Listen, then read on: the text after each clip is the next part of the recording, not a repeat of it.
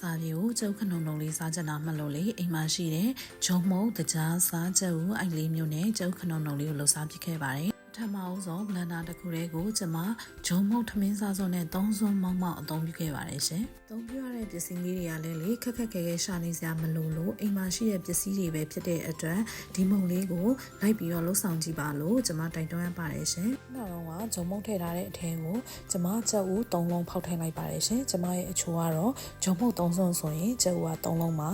ကျွန်မထည့်လိုက်တာကကျုပ်ပါကိုရှိမှာဘဲဥရှိတယ်ဆိုရင်လည်းဘဲဥထည့်နိုင်ပါတယ်။သားလေးကိုတော့လက်ဖေးစောနဲ့တဝက်လောက်အသုံးပြုပြီးတော့တကြားလေးကိုတော့လက်ဖေးစောနဲ့3စွန်းတိတိအသုံးပြုခဲ့ပါတယ်။ရေလေးကိုတော့ထမင်းစားစွန်းနဲ့9စွန်းတိတိအသုံးပြုခဲ့ပါတယ်။ကျွန်မရဲ့အချိုးကဂျုံတစွန်းကျုပ်ဥတလုံးစားအနေငယ်တကြားတစွန်းဆိုရင်ရေ3စွန်းပါရှင်။အခုပေါင်းဝင်ပစ္စည်းရေးစုံပြီဆိုတော့ဘလန်ဒါလေးကိုကျွန်မစပြီးတော့မှွေလို့ရပြီပေါ့နော်။အဖုံးလေးဖုံးလိုက်ပါမယ်ရှင်။ကျုပ်ပါလို့အမြုပ်လေးအရန်ထွက်မှာဆိုတဲ့အတွက်ကျွန်မတာမန်ပေါ့နော်နံပါတ်1လောက်နဲ့ပဲမှွေလိုက်ပါတယ်။ဒီအတွင်းမှာကျွန်မဘလန်ဒါရဲ့ဘေးမှာကတ်နေတဲ့ဂျုံမုံလေးတွေကိုဇွန်တစ်ချောင်းနဲ့ကျွန်မထုတ်ချပေးပါမယ်။အဲ့ဒါမှသာဂျုံမုံလေးတွေကဒီမုံလုတ်တဲ့အရေးထဲမှာကောင်းစွာပြောင်းဝင်နေမှာပဲဖြစ်ပါတယ်ရှင်။ဒါလေးကိုကျွန်မထပ်ပြီးတော့ဒုတိယတစ်ကြိမ်မှွေလိုက်ပါမယ်။ရရှိလာတဲ့မုံရည်လေးတွေကိုကျွန်မပကံတစ်လုံးထဲကိုထည့်လိုက်ပါမယ်။ပကံတစ်လုံးပေါ်ကိုစကားလေးခံပြီးတော့မုံရည်လေးတွေကိုလောင်းချလိုက်ပါမယ်။မုံရည်လေးတွေကိုဘာဖြစ်လို့စကားနဲ့ဆက်လဲဆိုရင်မုံရည်ထဲမှာအကယ်၍ကျုပ်ကိုနေပါနေမယ်ဂျုံတွေကလည်းအလုံးခဲနေတဲ့ကြံနေဦးမယ်ကျုပ်တွေကလည်းမကြေနှက်ညံ့နိုင်သေးဘူးဆိုရင်စကားမှတင်ကျနေဖို့ပဲဖြစ်ပါတယ်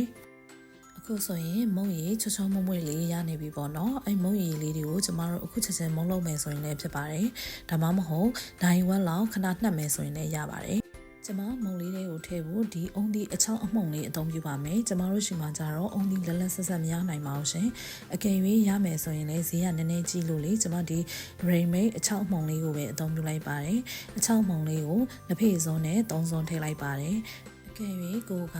ဒီအုံဒီအမှုံပေါ့နော်မထည့်ချင်ဘူးဆိုရင်လည်းအသားနဲ့ထပ်နာပြီးတော့အသုံးပြုလို့ရပါတယ်မန်လေးဘက်ကလူတွေကကျုပ်ခဏုံလေးကိုသူတို့ကအသားလေးထပ်နာပြီးစားတတ်ကြပါတယ်အုံဒီချောင်းအမှုံလေးကိုကျမတို့ရင်သွေးအနှဲငယ်လေးထည့်လိုက်ပါမယ်ပြီးတော့အဲ့ဒါလေးကိုရောမှွေလိုက်ပါမယ်ကျမမုံလို့ဖို့အတွက်မီးဘိုဘောကိုအိုးလေးတင်လိုက်ပါမယ်မီးကိုအလယ်လန်းနဲ့ပဲကျမတို့စိတ်ရှိရှိနဲ့တင်ပါမယ်မီးဟာအရန်ပူကျွတ်နေလို့မရပါဘူးရှင်ဦးစီချက်လေးအဆင်သင့်ရှိနေလို့မုံလို့တဲ့အခါမှာကျမစီလေးကိုဒဲဦးလေးကိုအနှဲငယ်တုပ်ပေးလိုက်ပါမယ်အကယ်၍ကို့မှာအုံးစီချက်မရှိလဲဘာမှမဖြစ်ပါဘူးရှင်ရိုးရိုးတာမန်စီကိုအသုံးပြုလို့ရပါတယ်ကျမကတော့မုံလေးကိုမှုံမွေးလေးလည်းဖြစ်စေချင်လို့ရပြီးတော့ကျမမှာအလွယ်တကူအဆင်သင့်ရှိနေလို့ရဒီအုံးစီချက်ကိုထည့်လိုက်ခြင်းပဲဖြစ်ပါတယ်ရှင်အိုးကိုရှင်ရမုံလေးစားလို့ရပြီမလို့ကျွန်မမုံရည်လေးကိုဒေအိုးလေးတွေကိုခတ်ထည့်လိုက်ပါမယ်မခတ်ထည့်ခင်မှာမုံရည်လေးတွေအောက်မှာအနေထိုင်နေမှာဆိုတဲ့အတွက်အနေငယ်မှွေပေးလိုက်ပါမယ်ရှင်ကျွန်မဆက်ထားတဲ့မုံရည်လေးဟာဒီဇွန်းနဲ့ဆိုရင်တဇွန်းစာပေါ့နော်တဇွန်းစာဆိုရင်ကျွန်မလုပ်တဲ့မုတ်လေးတွေက3ချက်အလွန်ဆုံး4ချက်လောက်ရနိုင်ပါတယ်ကျွန်မရဲ့ဒေအိုးနဲ့လည်းဒီတဇွန်းစာဟာအတော်ပါပဲရှင်ဒီမုံလေးလှုပ်တဲ့အခါမှာကျမတို့နည်းနည်းလေးစိတ်ရှိဖို့လိုအပ်ပါတယ်။မုတ်ကိုကြက်ချင်စောနဲ့ကျမတို့မီးအောင်ညှစ်လိုက်လို့မရပါဘူးရှင်။အမှန်ကလေဒီမုံလေးလှုပ်တဲ့အခါမှာကျမတို့ကကော်ပြားလေးအသုံးပြုပြီးတော့ဟိုဘက်ဒီဘက်လှန်လို့ရပါမယ်လေ။မုတ်ကအရန်ပါပြီးပြော့နေတာဖြစ်တဲ့အတွက်ကျမကတော့ဒီမုံလေးတွေလှုပ်မယ်ဆိုရင်လက်ထိတ်လေးနဲ့ဟိုဘက်ဒီဘက်ကိုဆွဲလှန်လိုက်တဲ့ပုံစံကိုပို့ပြီးတော့ကြိုက်ပါတယ်။ဒါပေမဲ့လေအခုကဗီဒီယိုဖိုင်လေးရိုက်ပြီးတင်ရတာဖြစ်တဲ့အတွက်ကျမကော်ပြားလေးပဲအသုံးပြုပါမယ်။ကော်ပြားအသုံးပြုရတာတော့နည်းနည်းတော့ခက်ခဲပါတယ်။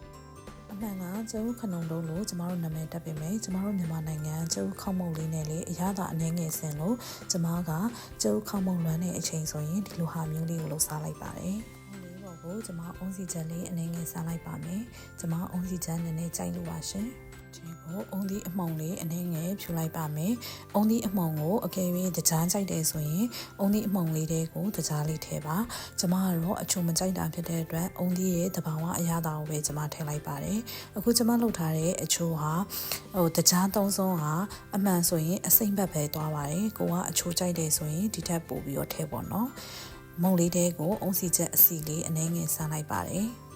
မုံလေးကိုခောက်ဖို့အတွက်ရပြီလားလို့အောက်ဖက်ကိုတစ်ချက်လောက်လှန်ကြည့်လိုက်ပါမယ်ကျမမှာမုတ်ကော်တဲ့ကော်ပြားမဝင်ရသေးတာဖြစ်တဲ့အတွက်ဟင်းချက်တဲ့ကော်ပြားနဲ့ကော်ရတာမလို့အခက်အခဲတော့အနေငယ်ရှိနေပါတယ်မုတ်ခောက်တဲ့အခါမှာကျမတို့ကခောက်မုတ်ခောက်တယ်လို့ခောက်လို့ရတယ်လို့အလင်းလေးလည်းခောက်လို့ရပါတယ်မုတ်တိုင်းခြုံပုံစံလေးလည်းခောက်လို့ရပါတယ်ကျမကတော့အဆင်ပြေမဲ့လေးဘက်လေးလံခောက်တဲ့ပုံစံလေးပဲခောက်လိုက်ပါတယ်နောက်တစ်ခုထပ်လုပ်ဖို့အတွက်အိုးလေးကိုအုံးစီချက်စီလေးအနေငယ်ထည့်လိုက်ပါတယ်အုံးစီဟာကဘာပေါ်မှာကျမရင်းနဲ့အသင့်တော်ဆုံးအကောင်းဆုံးစီတစ်မျိုးပါမောင်ရဲ့နိုင်ငံမှာတော့အုံးစီကိုသွေးတိုးစေတဲ့အစားအစာဖြစ်သတ်မှတ်ပြီးတော့သွေးတိုးတဲ့လူတွေအနေငယ်ရှောင်ကျဉ်ကြပါမယ်ပေါ့နော်ကျမတို့ရဲ့အိန္ဒိယနိုင်ငံတွေဖြစ်တဲ့အရှေ့တောင်အာရှနိုင်ငံအတော်များများမှာတော့အုံးစီကိုတော်တော်များများစားသုံးနေကြပါတယ်အုံးစီဟာကမ္ဘာပေါ်မှာကင်ဆာမဖြစ်စေတဲ့တစ်ခုတည်းသောစီတစ်မျိုးလို့တော့ကြွေးကြော်ခံထားရတဲ့စီမျိုးပါအုံးစီဟာလူခန္ဓာကိုယ်ကိုဘေးထွက်ဆိုးကျိုးတွေပေးခြင်းမရှိသလောက်ကိုရှားပါတာဖြစ်တဲ့အတွက်ကျမတို့တွေကနေ့စဉ်အစားအစာကိုချက်ပြုတ်စားတောက်တဲ့အချိန်မှာအုံးစီလေးကိုအသုံးပြုသင့်ပါတယ်လို့ကျမဒီနေ့ကနေတိုက်တွန်းချင်ပါတယ်ခုဆိုရင်ကျမရဲ့လူကြီးရောခလေးရောကြိုက်နေတတ်နိုင်မဲ့ကျုပ်ခနုံလုံးလေးရပြီးဆုံးသွားပါပြီဒီကျုပ်ခနုံလုံးလေးကိုအစာပြေပဲစားစားကလေးတွေကိုတရေစာဖြစ်ပဲကြွကြွအရန်ကိုစားလို့ကောင်းတဲ့မုံလေးတစ်မျိုးပါ